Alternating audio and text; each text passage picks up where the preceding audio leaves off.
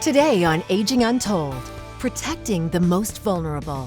Then you have to alert the authorities. You have to find the proper people to talk to. We shed light on the types of abuse seniors face, the signs you need to look for, and how to get help before it's too late. And rearranging when aging. I think it comes down to educational awareness. I mean, right now, people don't tend to think about those different things. The lifestyle changes we should consider as we get older. And later, runway of refuge. When you're in a fully intact, really beautiful aircraft, it's a thing of glory.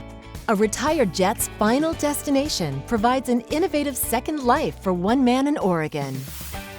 Experts with advice and solutions. You're watching Aging Untold with aging well coach Catherine Ambrose, gerontologist Sam Craddock, aging expert Amy O'Rourke, and board-certified physician Dr. Ray Rogers.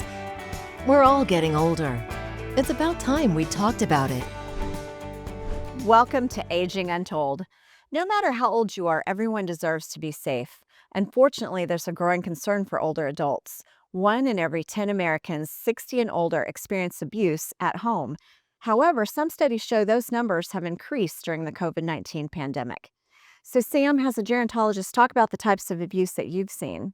Well, obviously there's physical abuse. There's emotional abuse. There's financial abuse. There's neglect, which is a form of abuse. And then there's sexual abuse. And we don't talk about that one nearly enough because we can't even fathom that somebody in their 80s could be sexually abused. Yeah, I think when we think about sexual abuse, when people think about that, they're thinking about children. Sure.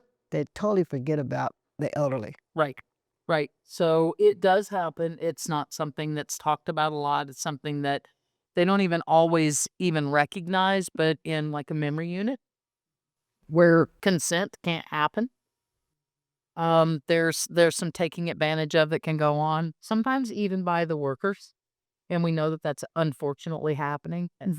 I think for me, I think about sexual abuse and I think, what would I do if I was convinced that my mother was sexually abused? Like, who do you call? Well, first off, determine what is it? Is it really sexual abuse, or is your parent having a consensual act? And that's something that's often hard as an adult child to realize. Or nightmares. They're dementia-driven. Or just reliving your own past. Mm-hmm. A lot of our people had been molested in their youth, and so they're now reliving that, and they're in a cognitive decline. But once you realize that any type of abuse is happening, then you have to alert the authorities. You have to find the proper people to talk to, and you have to intervene. You need to be that safe person. It beds your loved one, and you're not the abuser, because most of our abuse, unfortunately, happens by our family. In private homes. And sometimes reporting it to the authorities doesn't take care of the situation, because seniors have a tendency sometimes to go along with the abuser. So why is that? Well, think about it. They're older and they're dependent on the caregiver, whoever that caregiver is.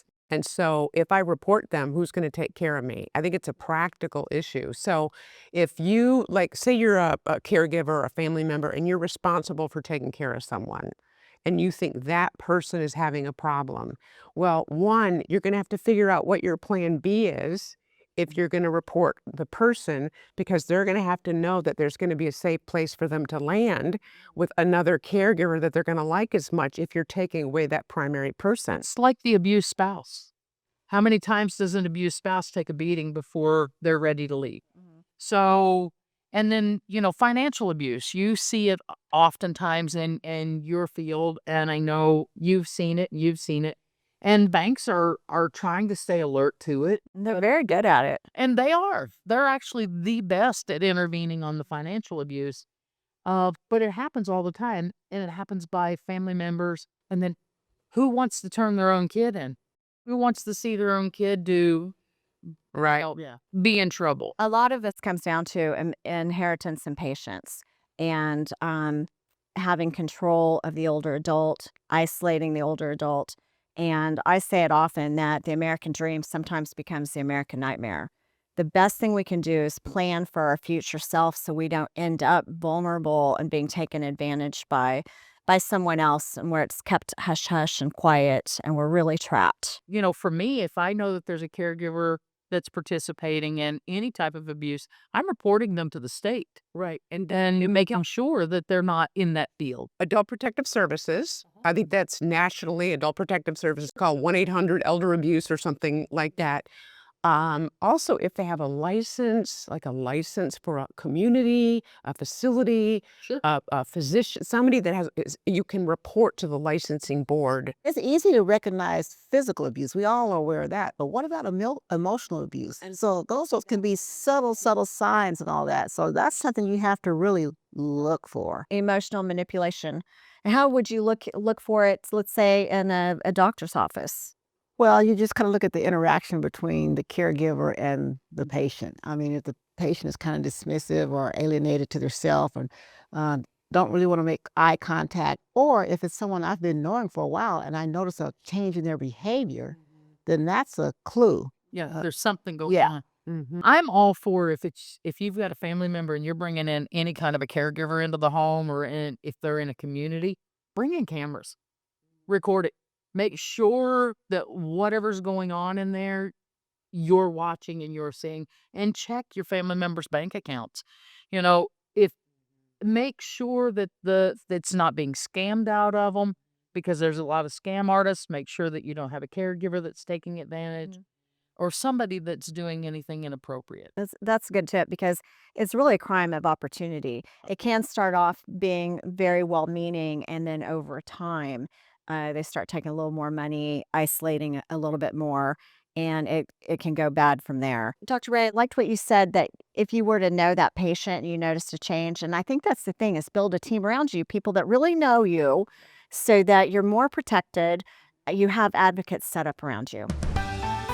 Still ahead, a woman says a plan to make payments on her bill turned into something she didn't ask for. But first, A lot of seniors that say, oh, I have a plan. I'm just going to have a bed brought into the dining room and just have to go up 5 stairs to go to the bathroom. And it's not a good plan. how upgrading spaces in your home can foster safety later in life. Find more Aging Untold content on your favorite social platform. You can follow Aging Untold on Facebook, Instagram, and TikTok now.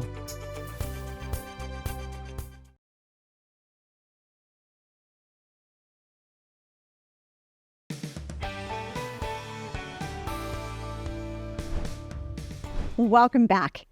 At one point, that 2-story home or the condo on the 3rd floor were great options. But now, 10 to 20 years later, getting around isn't as easy. While it might not be the home makeover of your dreams, like adding a handrail in the shower, it may be time for a change. Ladies, when is it time for those home upgrades to take place? Before you need them. Before it's too late. Before the fall? Before the fall. Absolutely. Don't wait until there's a crisis and then you're hospitalized with a hip fracture and somebody's going in and trying to retrofit the home to make it accessible now. I always say, remember, one fall can change it all. Oh, absolutely. And so what can you do to prevent those falls, prevent those accidents and mishaps, and make your home as safe as possible? I think what people don't even realize is that there are companies that can come into your home and help you make the adjustments that you need or that you might need in the future. Like Certified Aging Place Specialist. Right. That's a certification through the National Home Builders Association. And it was meant for builders and contractors to take the certification to learn how to build homes well for the aging population. But it was occupational therapists that kept that program really alive, Right. and got those certifications because that's the world they come from. Right, which I love. OT is really from the top up. So when they look at, and I love that they are the ones that are owning these businesses and teaching people how to live more independently. Like, figure somebody with some physical limitations in a kitchen, and they know how to do that. Right. Maybe it's lowering the counters. Maybe it's changing where things plug in and moving some of the moving things closer to the front of the counters if you're in a wheelchair. So there's a lot of things that can be done to help you stay there. I think it comes down to educational awareness. I mean, right now, people don't tend to think about those different things until, like you said, it's too late. It's here. Right. So maybe we can put an emphasis on, things that make you go, have you thought about this? Have you thought about this?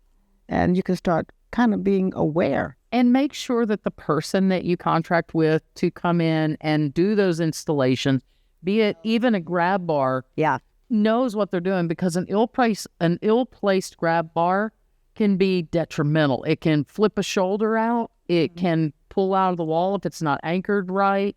And the ones that suction cup the showers are just a fall waiting to happen.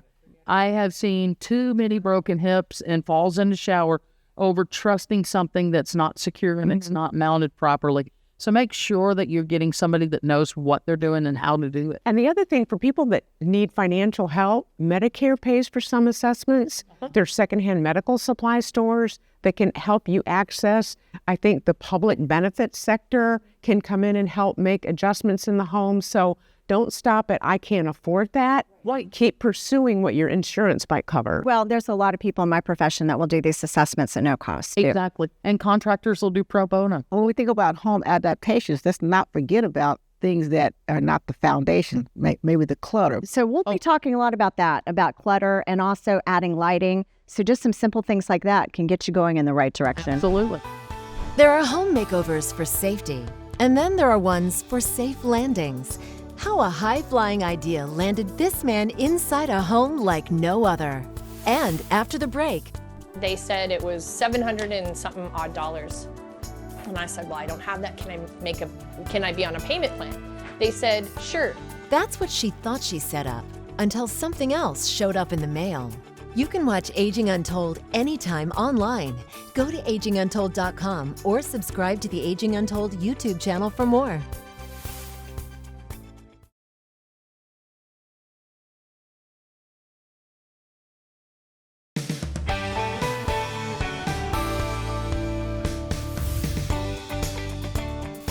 A growing number of Americans are turning to medical payment plans or credit cards to pay off medical debt. And you should know there's a big difference between the two. Experts caution that not reading the fine print could cost you. One woman says she tried to sign up for a payment plan and was instead slapped with a bill for a credit card. Susan Campbell is in Arizona digging into the dilemma, so you can avoid the same. It's an old vintage. Carrie Morgan is house hunting, getting ready for a move to Texas. Now with the credit hit, I'm probably postponed a few more months. To understand that credit hit, we have to go back to January. Carrie went to the ER. They said it was $700 and something odd dollars. And I said, well, I don't have that. Can I be on a payment plan? They said, sure, let me take a look.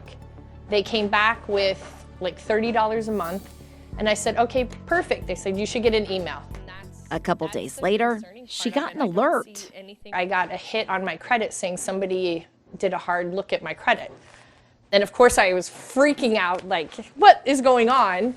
And come to find out, it was Banner ran my credit and signed me up for a credit card to put the payments on. Then a credit card showed up in the mail.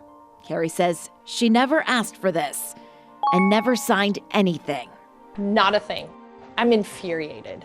On its website, Banner Health touts its relationship with a vendor that offers credit. We are starting to see them marketed in more and more healthcare settings. Patricia Kelmar is the healthcare director for the Arizona PERG Education Fund. She says medical credit cards could be really costly for consumers. Oftentimes, they have a zero interest introductory rate, is what they call it. But the interest is significantly higher than you would see on a regular credit card. And if you miss a payment or don't pay it off, the full balance, in a certain period of time, the interest is retroactive. There's another potential problem if you use a medical credit card. Now you owe the money to a bank, not to the provider. The provider's been fully paid. If you find out that you were misbilled, now the argument is not with your provider anymore. You've lost that ability to fix that error. Unlike Carrie, a 2023 report by the Consumer Financial Protection Bureau shows patients report being signed up without their consent or knowledge. Our healthcare professionals should not be marketing financial products to us in the healthcare setting. It's just a bad idea. Carrie says in her case, that unwanted and entirely unexpected credit card dinged her credit score by 16 points. I was devastated. And then the more I called trying to find out, to talk to somebody, hey, you can't do this. This is illegal.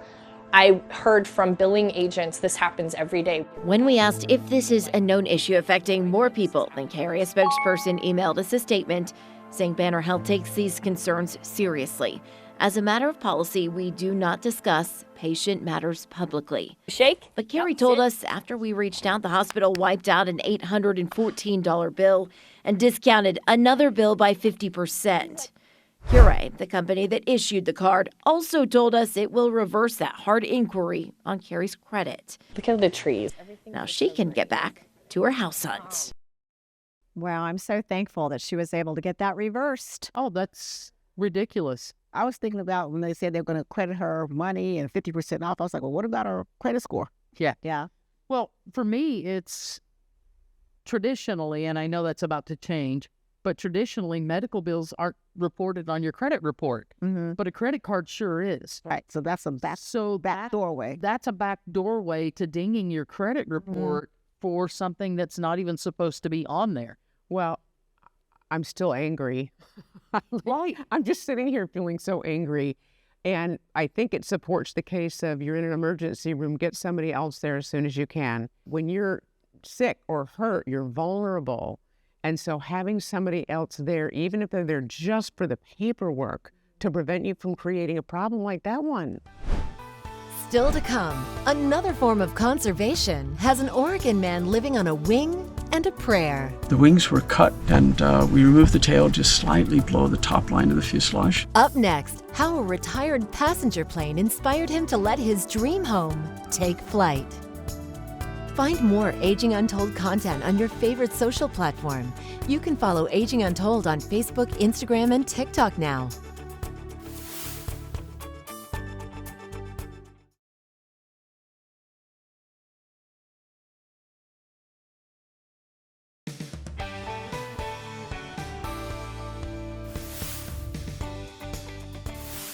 What may seem like a very plain idea could be a solution to the construction crunch. Because of his love of aviation and the environment, a 75-year-old Oregon man took a different approach to his retirement. Bonnie Silkman shows how he converted a retired passenger jet into his very own Boeing home. Tucked away in the woods near Portland is something unexpected. A quick glimpse of windows, wheels, and wings all hiding in plain sight. But this is no crash landing. It's home for a man named Bruce. When you're in a fully intact, really beautiful aircraft, it's a thing of glory. Complete with a cockpit, airline seats, and flight controls, this is a retired Boeing 727, and it's sat here in the woods of Oregon for 25 years. It's a glorious structure. But why is this massive jet sitting here? And how did it get here? That's where our friend Bruce comes into the picture. I'm Bruce Campbell, same as the actor Bruce Campbell. This Bruce Campbell is a quirky electrical engineer and former pilot. I'm in the flight deck. This is the control central for the aircraft. Who loves living in this retired multi-million-dollar jet. Thank you. Oh my goodness. Thrust levers, engine 1, engine 2, engine 3. Whoa. The fact that this is actually, you can still move it. Yeah, people love it. In case you haven't picked up on it, Bruce has always had a passion for planes. Bruce bought the plane from a salvage company in 1999 for $100,000. This aircraft had a noteworthy flight. Jacqueline Kennedy Onassis Keister was in one of my seat cushions, and Ted Kennedy as well, and a bunch of other dignitaries at the time. After it was flown from Greece to Oregon, it was hauled here in pieces. The wings were cut, and we removed the tail just slightly below the top line of the fuselage. Then Bruce's formerly flying home touched down right here for its final destination 25 years ago, back when our crews first visited. Since then, Bruce has planted hundreds of trees, weaving the plane into a cozy canopy that leaves passing pilots and visitors in complete awe. Guests come every day with very, very few exceptions. Now, at the age of 75, his life inside the jets reflects his philosophy. I think there will come a day on planet Earth when we don't destroy any jetliners ever again, when they're all utilized as homes or small businesses or emergency provision shelters. The majority of them are flown to a scrapyard where they're shredded, and our team's goal is to put that entirely to an end. They're really amazing, and it's a shame to see them destroyed. Wow, I'm blown away by that. I'm from the Wichita air capital of the world, and Wichita, Kansas, and his love for the aircraft and not to see the aircraft destroyed, and then have creativity and joy in his own life by making it his home. So cool. I have to tell you, I struggled with it. Yeah, I did. Because of the accessibility issues, because of the narrowness, because of the fall issues, I truly struggled with it. I struggled with how's he going to get in and out of that thing? You won't be moving into a plane anytime soon. No. I live in California. The building codes on that would kill it. Well, but I think if you look at his age, that he's 75 or so, kind of a young age, but he was very mobile. Now, maybe in the future, he may not have that mobility, but right now, He's got a secret plan. When he becomes unable to walk maybe he's got a plan B that we don't know about. I bet he does. So he's a healthy ager right now. And I did see that ladder, and I thought, oh, dear. Yeah. I saw the pallets holding the wheels up, and I'm like, He's so happy, Sam. Would you take his happiness? He's so happy. I don't want to take his happiness at all, but I'm just concerned about how you age in one of those. All right. We don't talk enough about aging and what to expect, and that's why we're here, to embrace it and talk about it together. Until next time.